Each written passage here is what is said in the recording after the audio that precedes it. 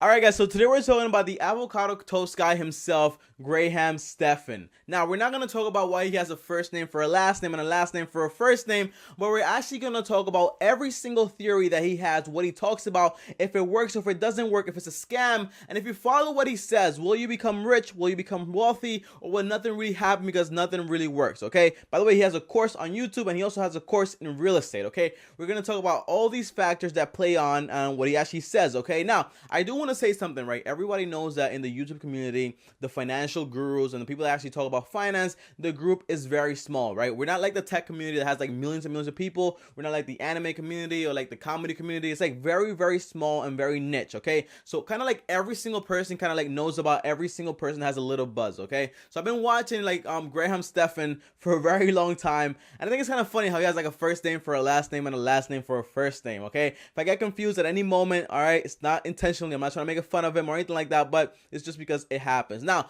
what we're gonna talk about is basically his entire theories, okay, and what he teaches and what he actually practices, okay. Now, I have noticed something, okay, that every single person that usually watches these videos are people that are fans of the people, and usually they get kind of mad at me and they start disliking automatically, okay. That's the same thing that happened when I did the Dave Ramsey video, and all you folks came over to my channel and started disliking the video, okay. I didn't appreciate that because you guys didn't hear me out and then made a proper decision. All right, so that's exactly what I'm gonna do today with Graham Stephan. Okay, that's exactly what I'm gonna do today. All right, so the first thing I want to talk about is who he is and what he actually does. Okay, basically this guy is a real estate agent, right? He's able to save 100% of his income, all while living basically for free. Okay, because he has a whole bunch of rental properties. Those rental properties making money, and thus he kind of lives rent free. He keeps his expenses to like a 1,500 minimum, and then he has like a Tesla now, and he doesn't really spend money, but he has a Tesla,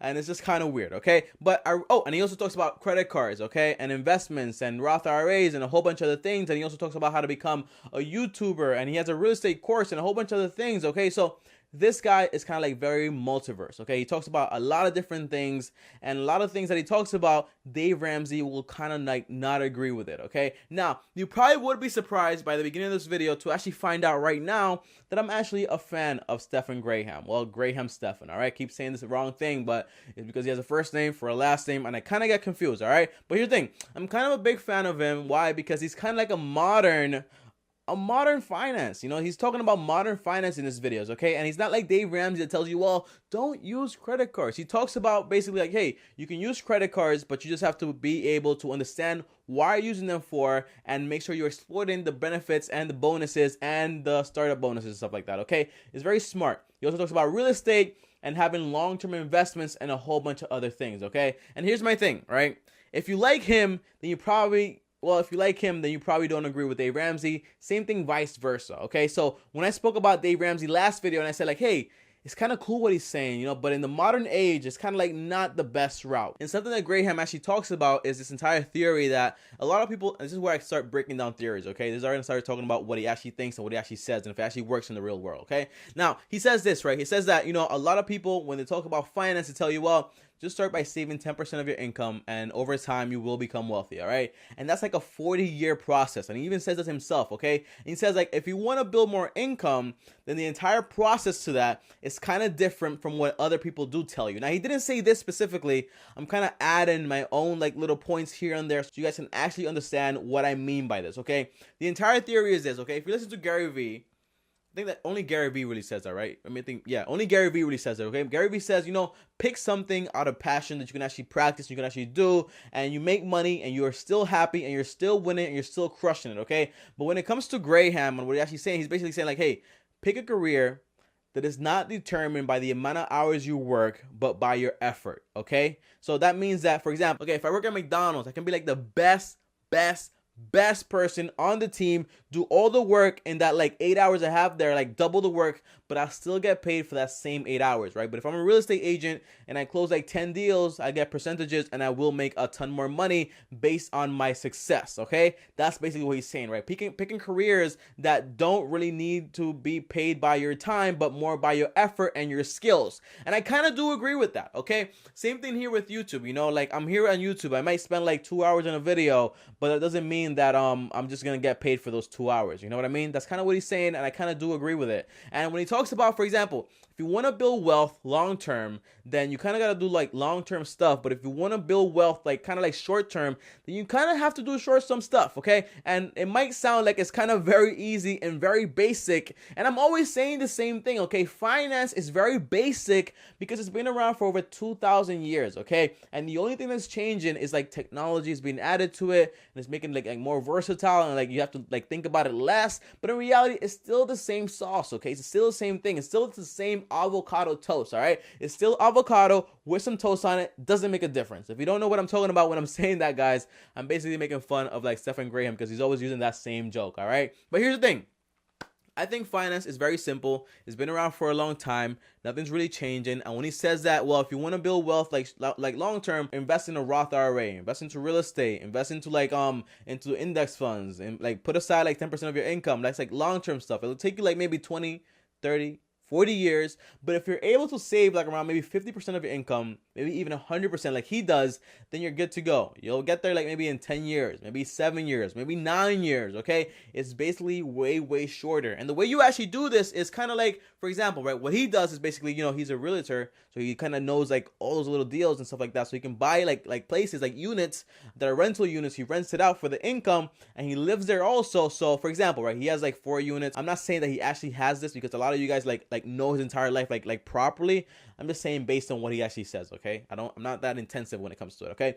Basically, say for example, he has like 4 units, right?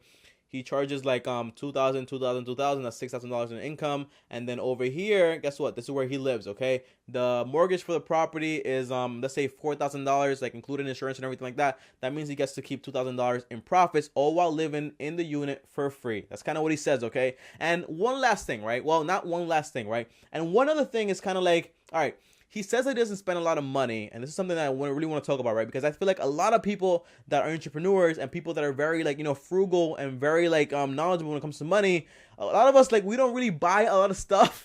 But when you come to our house or you come see us or anything like that, you will see like most of like the most expensive stuff ever, okay? If you come to my house, you say like, oh my gosh, Tommy doesn't spend any money, but I have like a $3,000 camera. I have like a really nice computer. I have a good mic. I have an iPhone X for a phone. You know, you might say like, oh my gosh, like how did he do that? You know, how can he say that he doesn't spend any money, but he spends money? You know what I'm saying? It doesn't make any sense. Same thing with Stephan Graham. You know, when he says like, for example, I don't spend any money, bro, but he buys a Tesla for like $27,000, okay? Doesn't make sense, but it does make sense because the entire theory is that, by the way, I think the person that actually started this entire thing is basically like, you know, Rich Dad, Poor Dad, like Robert Kiyosaki. Like he made up this entire thing where you can like you know, like pay for your liabilities. I mean, yeah, like basically pay for your liabilities with the money that your assets actually make. For example, right, if I have a property, that property gives me income, then I'll get like a Mercedes, and then that property can pay for my Mercedes, okay? In this case, it's kind of like not to that extreme. Like, for example, when he bought that Tesla, he used it like for his business, and then he used a whole bunch of like, you know, like different things in his taxes. So in reality, it comes out, I think, what was it, like $150 like Tesla, or maybe like a $70 Tesla. I don't remember what he said, but it was like very cheap, right? And it's kind of like a way to actually justify spending money for expensive things that you kind of don't need, but doing it in a way where it doesn't cost you any money. For example, right, you might say, Tommy, you're a hypocrite, okay? Because you might talk, but you have like an iPhone X, you have a nice camera, you have a nice like TV, you have a nice computer, blah, blah, blah, and all this stuff. But in reality, when you get to thinking and you ask me, Tommy, how do you get this iPhone X, right? How much did it cost you? I'll tell you, hey, this iPhone X cost me $500, okay? When I bought it, it was like $750. Now, how did I get it for $500? And then I'll tell you, well, I didn't really get it for $500. I actually got it for $0. Okay, it was free. Now, how did I do that? I bought like maybe 3, 4, 5 of these phones, and I just kept like buying and flipping and buying and flipping and buying and flipping to the point where I was making such a big profit that when I got this one, I basically got it for free. Plus, I made another like $750. Okay, that's how I did it. Same thing with the camera. Same thing with the computer. Same thing with the TV. That's basically what I do. And that's what a lot of people that are entrepreneurs, they kind of do. You know, you want expensive stuff, rather than paying it with your money, you pay it with somebody else's money. And that's how you kind of get around it, right? Because one of the most important things is actually preserving your capital. All right.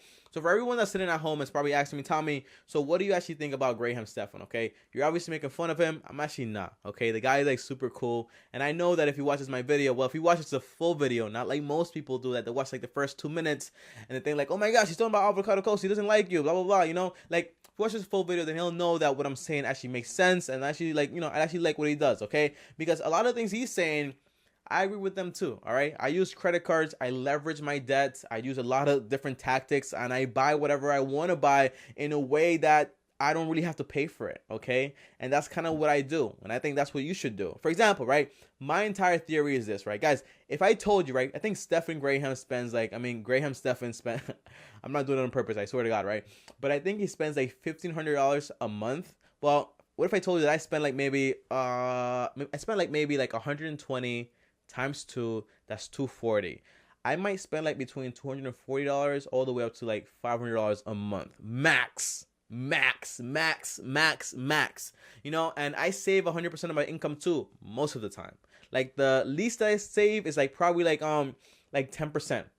Okay, so like I always save 90%, but I might spend 10% that month. Okay, I'm always doing that. So I understand what he's saying.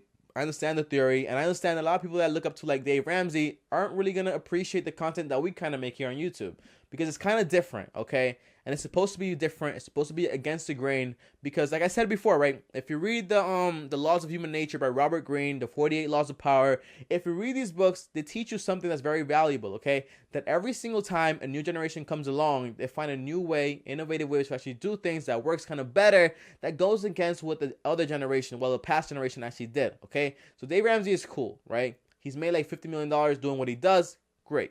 But what we're doing now, especially for people that are like first generation, like millionaires, okay? Because I'm gonna be the first generation millionaire in my family. Well,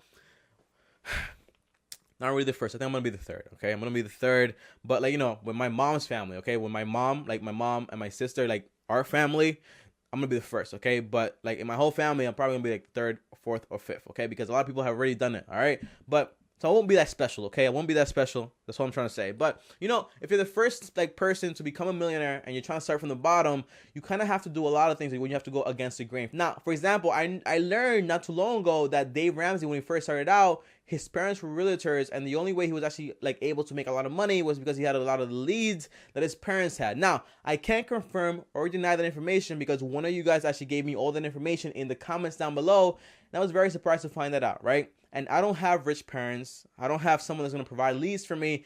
Everything that I know it from, like reading books, experience, selling things, and buying things, flipping them, just doing it over and over and over again, producing more income, saving more income, making more investments, taking credit cards, getting cash advances, flipping the money, putting it back into the credit card, paying no interest.